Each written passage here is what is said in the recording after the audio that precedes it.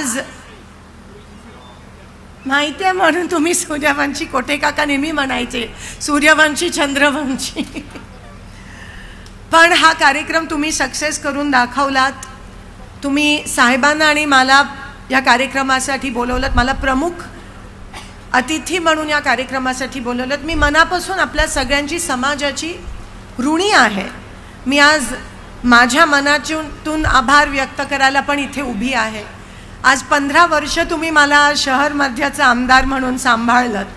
आज तुमच्यामुळे मी आमदार होऊ शकली 15 वर्ष, आणि आज तुमच्या आशीर्वादाने मी या सोलापूर लोकसभेची खासदार झाली. त्याबद्दल तुमचे मनापासून आभार मानते. पद्मशाली समाजाचे बीडी कामगार अक्का चेल्लेलीवचा 2009 पासून आजपर्यंत प्रत्येक अधिवेशनात मी बीडी कामगाराचा उल्लेख केलाय. कारण का जेवढं मला बीडी कामगाराच्या महिलेनी शिकवलंय तेवढं कदाचित मी शाळेतून पण शिकली नाही, कॉलेजमधून पण शिकली नाही. कष्ट करायचे, रात्रंदिवस काम करायचं, पैसे कमवायचे, कसं बस तरी मंगळवारी नवऱ्यासाठी कुराबुवा, बुधवारी कुराबुवा करून द्यायचं, काही जमलं नाही तर मसाला पप्पू बुवा करून द्यायचं. पण कधीही ती महिला रडली नाहीये, कधी त्या महिलेच्या तोंडावर कंप्लेंट नाहीये, कधी तिने किटकिट केली नाहीये की मला हे आणि ते. ती बीडी कामगार महिला एवढे कष्ट करून आज घराला स्वच्छ ठेवते, घराला घरपण आणते. त्या बीडी कामगार महिलेच्या समोर मी नतमस्तक होते, कारण का तिच्याकडून मी बरंच काही शिकली. आणि म्हणून मी प्रत्येक अधिवेशनात तिचा उल्लेख करत असते. एवढंच नाही महेशांना, तुम्ही म्हणालात की बीडी उद्योग अडचणीत आहे, नक्कीच. पण मी तुम्हाला आठवण देऊ इच्छिते. आणि आज खरं तर काँग्रेसमधून तुम्ही बाहेर गेलात, पण तुमच्यातली काँग्रेस अजून जिवंतच आहे. कारण तुम्ही जेव्हा भाषण करता तेव्हा एक राऊंडेड सर्वधर्म समभाव, अतिशय संविधानाला घेऊन लोकशाहीला मानणारा एक नेता हा भाषण करतो असं आम्हाला वाटतं, जे आजकाल दिसत नाही. आज संविधान आणि लोकशाही कोणी मानत नाही, पाळत नाही. पण बीडी कामगारांचा जेव्हा उल्लेख करते तेव्हा जेव्हा BJP सत्तेत आली तेव्हा बीडीच्या पॅकेटवर ते जे डेंजरचं चित्र असतं ते आणलं त्यावेळेस, आणि त्याच्यामुळे बीडीचा कन्झ्युमर कमी पडला. मी दिल्लीपर्यंत मोर्चा नेला आणि मग ते कुठेतरी कमी झालं. ते जे चित्र असतं ते चित्र काढण्यात आलं. सगळ्यांनी आम्ही आवाज उठवला आणि बीडी कारखाने आणि बीडी उद्योग वाचला. पण अजूनही बीडी उद्योगावर टांगती तलवार आहे. जोपर्यंत महिलांना एक वेगळा उद्योग मिळत नाही, एक पॅरलल उद्योग मिळत नाही, तोपर्यंत आमच्या डोक्यावर टांगती तलवार असणार आहे. तुम्ही म्हणालात रेडीमेड गारमेंट, पण रेडीमेड गारमेंट पण अडचणीत आहे. महिलांच्या घरोघरी जसं जाऊन त्या बीड्या वळतात त्याचं घरोघरी त्यांना उद्योग देणं गरजेचं आहे. घरोघरी प्रत्येक महिलेच्या घरी शिलाई मशीन पोचली पाहिजे. ह्या मनाची मी आहे, आणि त्या पद्धतीत आपण आज सगळे मिळून काम करणं गरजेचं आहे. पण त्यासाठी समाजामध्ये एकी राहणं खूप महत्त्वाचं आहे. लहाना तोंडी मोठा घास मला घ्यायचा नाही आहे, पण 15 वर्षात मी खूप अनुभव घेतले, 16 वर्षात मी खूप अनुभव घेतले. बऱ्याचदा समाजाला एकत्रित ठेवण्यात आपला खूप वेळ जातो. रेणुकाताई, तुम्हाला माहिती आहे समाजामध्ये प्रामाणिक काम करणारे लोक खूप आहेत, पण काही मोठ्या मोठ्या नेत्यांमुळे समाजाच्या एकीकरणाला कुठेतरी धोका झालाय. हे मी स्पष्टपणे या ठिकाणी बोलते. जो सामान्य तळागाळातला कार्यकर्ता आहे तो त्याच्या मनात बिलकुल कोणत्याही प्रकारची द्वेष नाही आहे, पण काही ठराविक लोक जे प्रतिनिधित्व करतात त्यांच्या मनात कदाचित असावा, आणि म्हणून समाजात एकी नाहीये, एक दुसऱ्याचे पाय खेचायचा प्रयत्न करतात. यंत्रमाग कामगार कल्याण मंडळ हे खूप महत्त्वाचं आहे. यंत्रमाग कामगार कल्याण मंडळ जेव्हा काँग्रेसची सत्ता होती महाराष्ट्रात तेव्हा यंत्रमाग कामगार कल्याण मंडळाची स्थापना झाली होती. पण BJP आली आणि यंत्रमाग कामगार कल्याण मंडळ काय हे त्यांना माहितीच नाही. माथाडी कामगार कल्याण मंडळ आणि यंत्रमागमध्ये ते फरकच सांगू शकले नाही. अशी लोक आपल्या महाराष्ट्रावर राज्य करत होती. म्हणून त्याचा पण निषेध होणं महत्त्वाचं आहे. प्रकाश आवाडेजींनी यंत्रमाग कामगार कल्याण मंडळ त्या ठिकाणी त्याची अग्रेसिव्हली स्थापना केलेली आदरणीय आडम मास्तर पण होते. आम्ही ते पुढे नेलं. सुतावर 1% लावून यंत्रमाग कामगार कल्याण मंडळचं कॉर्पस फंड झालं पाहिजे. जसं बांधकाम कामगार कल्याण मंडळाचं होतं तसं त्याला चालना मिळावी म्हणून आम्ही प्रयत्न केला. पण बीजेपीने आमचा तो प्रयत्न फेटाळला. आज एवढे वर्ष सत्तेत आहेत पण ना सेंट्रल गव्हर्नमेंट ना स्टेट गव्हर्नमेंटकडून एकदा पण यंत्रमाग कामगार कल्याण मंडळाचा उल्लेख होत नाही. बीडी कामगार तर अस्तित्वातच नाही आहेत. एकदा पण पार्लमेंटमध्ये त्यांचा उल्लेख होताना मला दिसलं नाही किंवा विधिमंडळात होताना दिसलं नाही. रेडीमेड गारमेंटचा पण तोच प्रश्न आहे. टेक्स्टाईलची आज बुद्धारामजी असतील, पेंटप्पा गड्डमजी असतील, प्रो चायना पॉलिसी जी ह्या गव्हर्नमेंटची झाली आहे ज्याच्यामुळे आपला टेक्स्टाईल मार खातोय. खरं तर सगळीकडे एजंटच आहेत. काल दरवाढ झाली आहे. तूर आणि सोयाबीन एवढं मोठं प्रोडक्शन झाले आहे तरी दरवाढ झाली आहे. ह्यासाठी शासन कारणीभूत आहे. कारण का त्यांचा एकमेव एजंट म्हणजे अदानी, त्यांना फायदा होण्यासाठी तुमच्या सगळ्यांच्या पोटावर पाय देण्याचं काम हे बीजेपी सरकार देत आहे. महेश अण्णा, तुम्ही म्हणालात की आपल्या समाजाचा एक आमदार खासदार झाला पाहिजे, पण मला थोडंसं तिथे तुम्हाला काउंटर करायचं आहे. कारण का समाजाचीच लोक समाजाचे प्रश्न मांडतात असं नाही आहे. आदरणीय शिंदे साहेबांनी टेक्स्टाईल पॉलिसी एवढी मोठ्या प्रमाणात या सोलापुरात आणली, टेक्स्टाईल पॅकेज आणलं. तुम्ही मला एवढ्या मोठ्या प्रमाणात आशीर्वाद दिला, 15 वर्ष तुमचं नेतृत्व करायची संधी दिली आणि मला तुमची सेवा करण्याची संधी मिळाली. यंत्रमाग कामगार बीडी कामगारांबद्दल मी प्रश्न मांडू शकले असतील, पण समाजाचं प्रतिनिधित्व लोकसभेत आणि विधानसभेत वाढायला पाहिजे या मताची मी आहे. 100% तर समाजाला ताकद मिळते. पण जेव्हा प्रश्न मांडायचा विषय येतो तेव्हा फक्त समाजाची लोक मांडतात असं नाही आहे. आम्ही पण सक्षमरित्या समाजाचे प्रश्न मांडले, कारण का शेवटी आशीर्वाद तुमचा आहे. आणि कधीही काँग्रेसचं असं धोरण नाही आहे की चौकटी एक फक्त समाजापुरती ठराविकच काम करणं किंवा ह्या समाजाने मतं दिलेत म्हणून त्यांचेच प्रश्न मांडायचे, ह्यांनी नाही दिले म्हणून ह्यांचे नाही मांडायचे असं आमचं धोरण माझं तर नाही आहे. माझी संस्कृती तशी नाही आहे. माझ्या वडिलांनी मला ती शिकवण दिली नाही आहे. सगळ्यांचे प्रश्न मांडायला, जो वंचित आहे, जो कष्ट करणारा कामगार आहे त्याचे प्रश्न पहिले मांडण्याची संस्कृती काँग्रेसची आहे, संस्कृती माझी आहे. तो माझा अधिकार आहे, तो माझ्याकडून कोणी खेचून घेऊ शकत नाही. पण समाजाचं प्रतिनिधित्व वाढलं पाहिजे.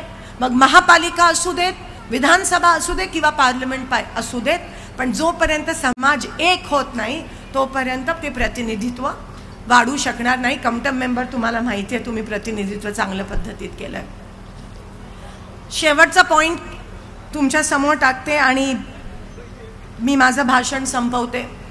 लोकसभेच्या इलेक्शनमध्ये आपल्या देशाला खूप मोठी कीड लागली, फंगस लागली. आपल्या देशाला दृष्ट लागली ध्रुवीकरणची. हिंदू मुस्लिमचा वाद बीजेपीने आपल्या देशामध्ये पेटवला. जात पात धर्मावर बीजेपीने राजकारण केलं. त्या गोष्टीला अनेक जण बळी पडले. असं जेव्हा होतं, जेव्हा कामाला महत्त्व न देता आपण धर्माच्या राजकारणामध्ये अडकतो तेव्हा समाजाचं नुकसान होतं. महेश अण्णा म्हणाल्याप्रमाणे आपण सगळे हिंदू आहोत, आपण सगळे देवधर्म करतो. कदाचित मी जास्त करते पूजापाठ, आम्ही सगळे करतो, पण धर्माचं राजकारण मी करत नाही, समाजाचं राजकारण मी करत नाही. धर्माच्या नावावर मी वोट आजपर्यंत मागितले नाही आहेत. पण तुम्ही मतदान केलंय मला. हाच समूह ज्यांनी एकेकाळी सर्वधर्म समभावावर मतदान केलंय, ह्या वेळेस ह्या समूहाला काय झालं, ह्या वेळेस ह्या समाजाला काय झालं, हा प्रश्न मला तुम्हाला विचारायचा. तुम्ही कामाला महत्त्व दिलंय, तुम्ही माणसाला महत्त्व दिलंय, तुम्ही कधी धर्म जातपात अडकला नाही. आज तुम्ही पुढे जायच्या ऐवजी मागे जाताय. तुम्ही प्रोग्रेसिव्ह नाही होता, तुम्ही मागे जाताय, आपला देश मागे जाताय. पण ही धोक्याची घंटा आहे, ही धोक्याची घंटा आहे आपल्या देशासाठी. उद्या काम करणारी लोकच राहणार नाहीत, फक्त दंगल पेटवणारी, समाजामध्ये तेढ निर्माण करणारीच लोक राहतील या देशात. आणि मग आपण काय करणार, बसूया बोंबलत. मला खरंच मी वाट पाहत होती की मी तुमच्या समोर येऊन कधी बोलू हे, आणि तुम्ही माझे आहात, ह्याबद्दल वाद नाहीये. मी प्रत्येकाला ओळखते, प्रत्येकाने माझ्याकडे येऊन काम करून घेतलंय. मी गेली नाही, मी आली नाही तुमच्याकडे जास्त इलेक्शनमध्ये. हा माझा इलेक्शनचा विषय नाही आहे. मी निवडून आली, माझ्या इलेक्शनचा विषय नाही आहे. मला देशासाठी वाईट वाटतंय, मला या मातृभूमीसाठी वाईट वाटतंय, कारण काय मातृभूमीचे तुकडे करायला ही भाजप सरकार निघाले. आज मुद्द्यावर पण भाषणं होत नाहीत. काय त्यांच्याकडे मुद्दे सांगा, काय विकास कामं केली. आज विमानतळ, अहो विमानतळ आणि विमान सेवा मधला फरकच त्यांना कळला नाही. विमानतळाचं उद्घाटन शिंदे साहेबांनी अनेक वर्षा आधी केलंय. शिंदे साहेबांच्या वाढदिवसाला 30 विमानं लँडिंग आणि टेक ऑफ सोलापूर विमानतळावर झालेली, आणि हे आज विमानतळाचं उद्घाटन करताय. आम्हाला फसू नका, तुम्ही फसू नका. आम्हाला विमानतळ नको आहे. विमानतळ आपल्या इथे आहे, आपल्याला विमान सेवा पाहिजे. विमान सेवेचा एक पण उल्लेख केला नाहीये. कोणत्याही कंपनीशी अजूनही गव्हर्नमेंट बोलली नाहीये. हे फक्त इलेक्शनच्या तोंडावर तुम्हाला फसवण्याचा गेम प्लॅन आहे, दुसरं काही नाहीये. इलेक्शनच्या ऐन तोंडावर ह्यांची घोषणाबाजी चालू आहे. विमान सेवा जोपर्यंत सुरू होत नाही तोपर्यंत तुमच्या आवडीचा IT पार्क होणार नाही, आणि विमान सेवा अजूनही सुरू झाली नाहीये. आणि म्हणून मला द्वेष आहे, म्हणून मला वाईट वाटतं की बीजेपी आपल्या देशाला, आपल्या लोकांना कशी फसवते. ही वेळ आहे की देशाचा विचार करा. कोणत्याही प्रकारची कट्टरता हा अतिरेकच असतो, लक्षात घ्या. मग ती कोणत्याही समाजात असू देत, कोणत्याही प्रकारची कट्टरता आपल्या देशाला ही हानिकारकच असते, ही लक्षात घ्या. आपल्या देशामध्ये कधीही कट्टरता नव्हती. आपल्या देशाचं फॅब्रिक, तुमच्या अंगात जो DNA आहे ना, तो सर्वधर्म समभावचा आहे. आधीपासून तुम्ही सर्वधर्म समभावला मतदान केलंय, पण ही बीजेपी तो DNA बिघडवायचा प्रयत्न करते, कारण का त्यांनी कामं केली नाही आहेत. म्हणून लोकांमध्ये भेदभाव निर्माण करून मतं मागा. तुम्ही बघा त्यांची भाषणं. माझ्या लोकसभेच्या इलेक्शनमध्ये कुठून लोक आली आणि सोलापुरात फक्त दंगली पसरवायचा प्रयत्न केला. अशी भाषणं असतात. अहो लोकसभा आहे ती लोकसभा, ते एवढं पवित्र मंदिर आहे लोकशाहीचं. तुम्ही कामाबद्दल बोला, विकासाबद्दल बोला, आमच्या कामगारांबद्दल बोला, आमच्या बीडी उद्योगाबद्दल बोला. कोणीच काही बोललं नाही. पंतप्रधान म्हणालेले की आम्ही येऊन इकडे यंत्रमागा ना पोलिसांचे युनिफॉर्म नेऊ. यंत्रमाग हे टॉवेल आणि चादरी, पोलिसांचे युनिफॉर्म, रेडीमेड गारमेंट. कोणतेही एक दिलेलं वचन त्यांनी पूर्ण केलं नाही. हात जोडून विनंती करते सोलापूरसाठी आणि या देशासाठी आणि समाजासाठी. आम्ही लढू, आम्ही रान पेटवू, आम्ही रस्त्यावर येऊ समाजासाठी. आणि मी करते, कळकळीने मी काम करत असते. पकडा आम्हाला, कान धरा नाही केला तर, पण एकत्र राहून या सोलापूरला, या यंत्रमाग कारखान्यांना, या बीडी कारखाना कामगारांना वाचवायचं असेल तर एकत्र येऊन या ध्रुवीकरणाच्या रोगाला बळी पडू नका. एकत्र येऊन सर्वधर्म समभाव, लोकशाही आणि संविधानाला टिकवा. हे लक्षात ठेवा की देश सर्वश्रेष्ठ असतं, मातृभूमी सर्वश्रेष्ठ असते. मातृभूमीचे तुकडे करायला कोणालाही अधिकार नाही आहे. आणि म्हणून हात जोडून विनंती करते, कामाला, कार्याला महत्त्व द्या. काम करणाऱ्या, कार्य करायला लोकांना विसरू नका. तरच समाज पुढे जाईल, तरच समाजातली लोक पुढे येतील. कारण का समाजामध्ये पण अनेक अशी लोक आहेत जी रात्रंदिवस कष्ट करून समाजाला पुढे नेतात, पण यूट्यूब आणि व्हॉट्सॲपवर कधी येत नाही. महेशांना तुम्ही मला विचारलं तर यूट्यूब आणि व्हॉट्सॲपवर येणारी लोक बिनकामाची असतात, जे ट्रोलिंग करतात, जे पोस्ट टाकतात. आता गप्पा बसायचा नाही. कोणीही चुकीची पोस्ट कोणत्याही समाजाबद्दल कोणीही काही टाकलं, देशाच्या विरोधात दंगल पेटवायची पोस्ट टाकली तर पोलिसाला कंप्लेंट करायला पाहिजे. मग बघूया कसे टाकतात. मी केली. अहो फक्त स्वतःवर जर हल्ला झाला तरच करायची का पोलिसावर कंप्लेंट? देशावर जर हल्ला होत असेल तर नाही करायची का? आणि करायलाच पाहिजे जर खोटं कोणी पसरवत असेल तर. कारण का सगळे बिनकामाची लोक व्हॉट्सॲपवर असतात, जे तळागळातले असतात ना. तुम्ही बघा, कोणताही कामगार कधी व्हॉट्सॲपवर आहे का? बीडी कामगारांमध्ये जाऊन बघा, फोनमध्ये कधी व्हॉट्सॲप, त्यांच्याकडे तो स्मार्टफोन नसतोच. ते कष्ट करणारी लोक असतात. आणि म्हणून ही प्रथा, ही परंपरा जी आता ही बीजेपीनी तेढ निर्माण केला, ही तोडायला पाहिजे. तुम्ही तोडू शकता तर समाज पुढे जाईल, तर उद्योग पुढे जातील. मी माझ्या शेवटच्या श्वासापर्यंत ह्या समाजासोबत आहे, कामगारांसोबत आहे, कधी विसरू नका.